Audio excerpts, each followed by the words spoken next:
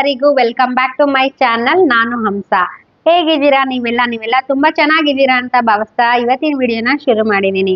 ನನ್ನ ಲಾಸ್ಟ್ ವಿಡಿಯೋದಲ್ಲಿ ಕುಂಭಮೇಳ ಅಂದ್ರೆ ಏನು, ಕುಂಭಮೇಳ ಯಾವಾಗ ನಡೆಯುತ್ತೆ, ಯಾಕಾಗಿ ನಡೆಯುತ್ತೆ ಅನ್ನೋದನ್ನ ವಿಡಿಯೋ ಮಾಡಿದ್ದೀನಿ. ಆ ವಿಡಿಯೋ ಇನ್ನೂ ನೋಡಿಲ್ಲ ಅಂತ ಹೇಳಿದ್ರೆ ವಿಡಿಯೋನ ಲಿಂಕ್ ಕೊಟ್ಟಿರ್ತೀನಿ, ಹೋಗಿ ಚೆಕ್ ಮಾಡ್ಕೊಂಡು ಬನ್ನಿ.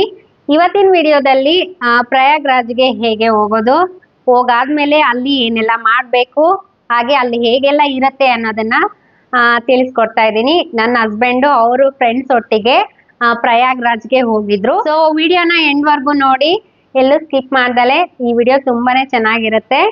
ಸೊ ವಿಡಿಯೋನ ತಡ ಮಾಡದೆ ಸ್ಟಾರ್ಟ್ ಮಾಡೋಣ. ऑटो सर्कल का नाम क्या है? ऑटो उसका नाम क्या है? सर्कल का नाम अंदावा गोचोड़ा।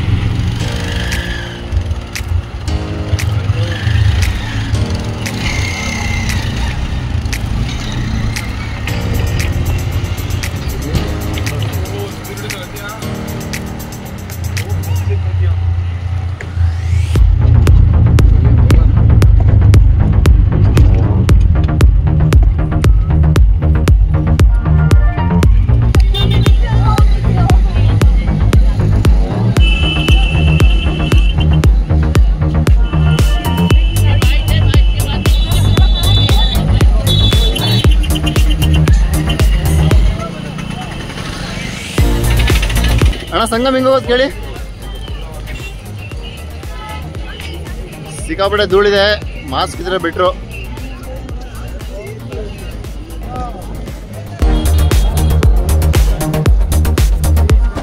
ತ್ರಿವೇಣಿ ಸಂಗಮ್ ರೋಡ್.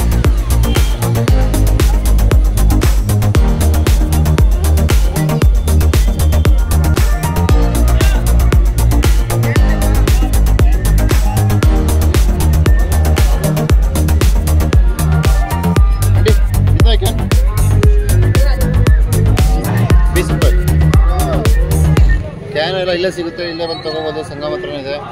ಸಣ್ಣ ಕ್ಯಾನ್ 20 रुपीस. ಇದು ಆಂಟಿ ऑरेंज वाला बड़ा वाला 120. वही सेम है, वाइट कलर वाला ये वाला हाँ 90 में।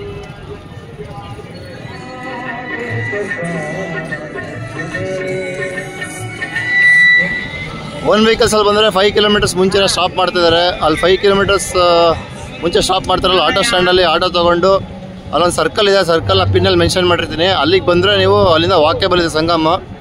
ಅಲ್ಲಿಂದ ನಿಮಗೆ ನಡೆಯೋಕ್ಕಾಗಲ್ಲ ಅಂತಂದರೆ ಇಲ್ಲಿ ಲೋಕಲ್ ಆಟೋಗಳು ಓಡ್ತಾ ಇರ್ತವೆ, ಆ ಆಟೋಗಳಲ್ಲಿ ಬರ್ಬೋದು.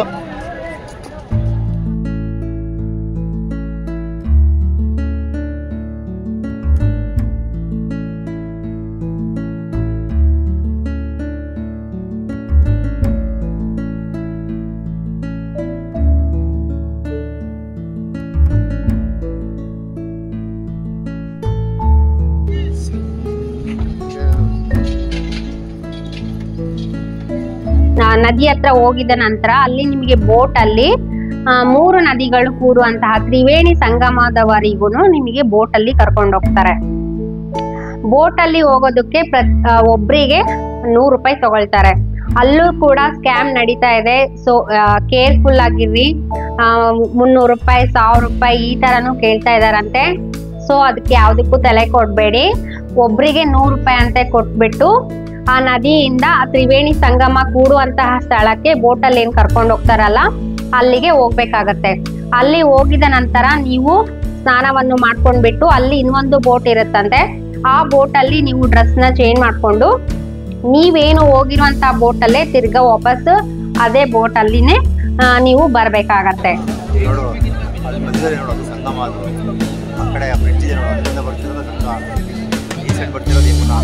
ಅವೆರಡು ಬಂದು ಮಧ್ಯೆ ಸೇರ್ಕೊಳ್ತಾ ಇದ್ದಾರೆ. ತ್ರಿವೇಣಿ ಸಂಗಮ ಅಂತ ಕೇಳ್ತಾರೆ. ಸರಸ್ವತಿ ದೃಶ್ಯ ಇದೆ.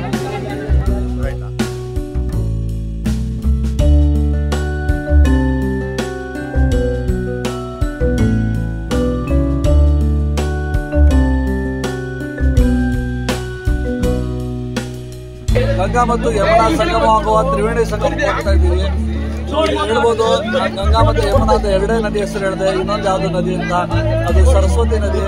ಇಷ್ಟೊಂದು ಜನಸಾಗರನೇ ಸರಸ್ವತಿ ನದಿಯ ಪ್ರತಿರೂಪ ಆಗಿರ್ತಾರೆ.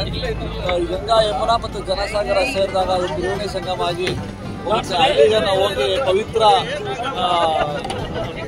ಸ್ನಾನ ಮಾಡಲಿದ್ದೇವೆ.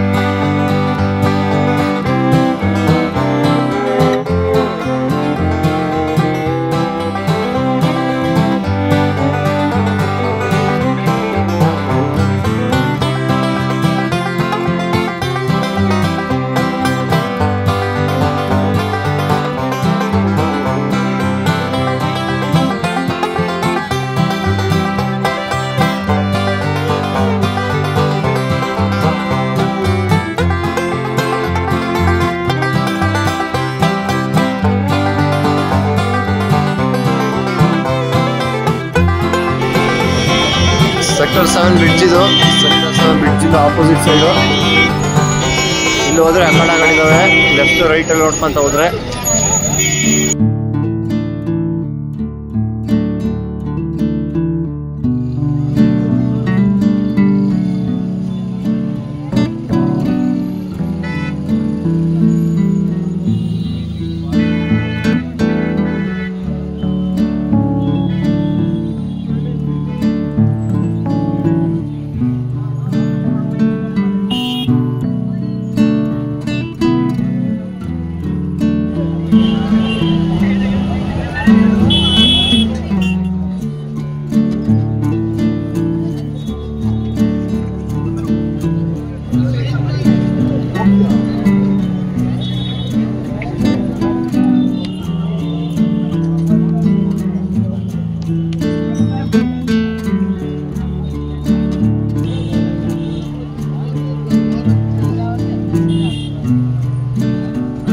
ನಾವಿವಾಗ ಇಲ್ಲಿ ಸ್ವಸ್ತಿಕ್ ದ್ವಾರದಲ್ಲಿ ಇದ್ದೀವಿ.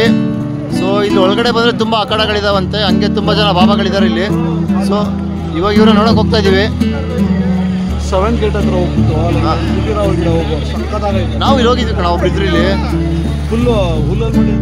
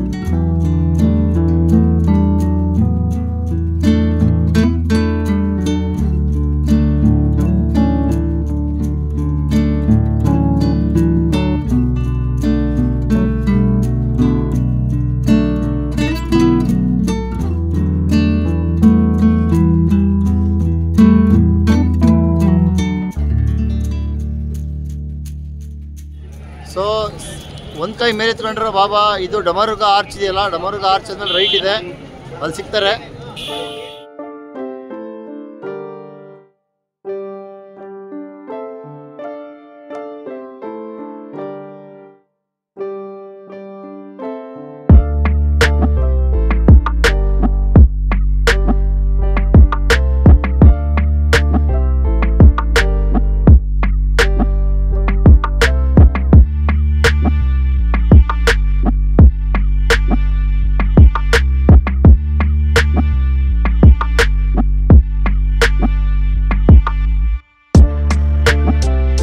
ಮಹಾಕುಂಭಮೇಳ ಅಲ್ಲಿ ಹೇಗಿರುತ್ತೆ ಅಂತ ನೋಡೋದಾದ್ರೆ ಹಸ್ಬೆಂಡ್ ಹೇಳಿರೋ ಪ್ರಕಾರ ಈ ಊರುಗಳಲ್ಲೆಲ್ಲ ಜಾತ್ರೆ ನಡೀತಾ ಇರತ್ತೆ ಅಲ್ವಾ, ನಮ್ಮೂರಲ್ಲಿ ನಮ್ಮ ಕೊಟ್ಟೂರು ಜಾತ್ರೆ ಹೇಗ್ ನಡೆಯುತ್ತೆ ಈ ತರ ಒಂದು ಕೊಟ್ಟೂರು ಜಾತ್ರೆ ಅಂತಹ ಜಾತ್ರೆಗಳು ಒಂದು 20-30 ಜಾತ್ರೆಗಳನ್ನ ಸೇರಿಸಿ ಒಂದೇ ಜಾಗದಲ್ಲಿ ಮಾಡಿದ್ರೆ ಹೇಗಿರುತ್ತೋ ಹಾಗೇನೆ ಅಲ್ಲಿ ಮಹಾಕುಂಭಮೇಳದಲ್ಲಿ ಇರೋದು ಅಂತ ಹೇಳಿದ್ರು. ಅಂದ್ರೆ ಒಂದಿಂದಲೇ ನೀವು ಎಲ್ಲ ನೋಡೋದಕ್ಕಾಗಲ್ಲ, 1-2 ದಿನನಾದ್ರೂ ಬೇಕಾಗತ್ತೆ ತುಂಬಾ ಕಂಪ್ಲೀಟ್ ಆಗಿ ನೋಡೋದಕ್ಕೆ.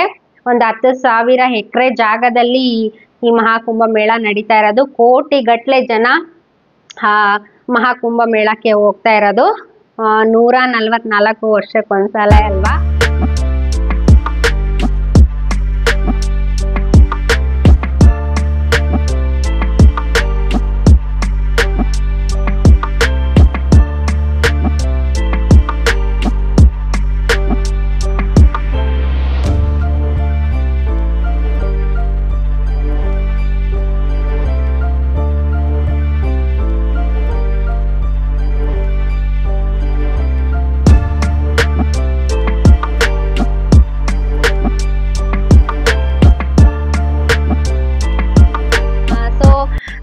ಇಷ್ಟು ಇನ್ಫಾರ್ಮೇಶನ್ ನಿಮ್ಗೆಲ್ಲ ಯೂಸ್ ಆಗಿದೆ ಅಂತ ನಾನು ತಿಳ್ಕೊಳ್ತೀನಿ. ಯಾರಾದರೂ ಹೋಗ್ತಿದ್ದಾರೆ ಅನ್ನೋರ್ಗೆ ಈ ವಿಡಿಯೋನ ಶೇರ್ ಮಾಡಿ, ಅವ್ರಿಗೆ ಹೆಲ್ಪ್ ಆಗ್ಬೋದು, ಯೂಸ್ಫುಲ್ ಆಗ್ಬೋದು. ಹಾಗೇನೇ ಏನಾದರೂ ಇದ್ರೆ ಕಮೆಂಟ್ ಮಾಡಿ. ಹಾಗೇನೆ ನನ್ನ ನೆಕ್ಸ್ಟ್ ವಿಡಿಯೋದಲ್ಲಿ ಪ್ರಯಾಗ್ರಾಜ್ಗೆ ಹೋಗಿ ಮತ್ತೆ ಯಾವುದೆಲ್ಲ ತೀರ್ಥಯಾತ್ರೆಗಳಿಗೆ ಹೋಗಬೇಕು, ಹಾಗೇನೆ ಹೇಗೆ ಪ್ಲಾನ್ ಮಾಡೋದು, ಯಾವ ಪ್ಯಾಕೇಜಲ್ಲಿ ನಮ್ಮ ಹಸ್ಬೆಂಡ್ ಹೋಗಿದ್ರು ಅನ್ನೋದು ಕೂಡ ತಿಳಿಸ್ಕೊಡ್ತೀನಿ. ಸೊ ಈ ವಿಡಿಯೋನ ಇಲ್ಲಿಗೆ ಎಂಡ್ ಮಾಡ್ತೀನಿ. ಇನ್ನು ನನ್ನ ಚಾನಲಿಗೆ ಸಬ್ಸ್ಕ್ರೈಬ್ ಮಾಡ್ದಲೆ ಈ ವಿಡಿಯೋನ ನೋಡ್ತಾ ಇದ್ರೆ ಪ್ಲೀಸ್ ಸಬ್ಸ್ಕ್ರೈಬ್ ಮಾಡ್ಕೊಳ್ಳಿ. ಹಾಗೆ ನನಗೆ ಸಪೋರ್ಟ್ ಮಾಡ್ತೀರಾ ಅಂತ ಕೂಡ ಭಾವಿಸ್ತೀನಿ. ಜೈ ಶ್ರೀರಾಮ್, ಹರ ಹರ ಮಹಾದೇವ್, ನಮಸ್ಕಾರ.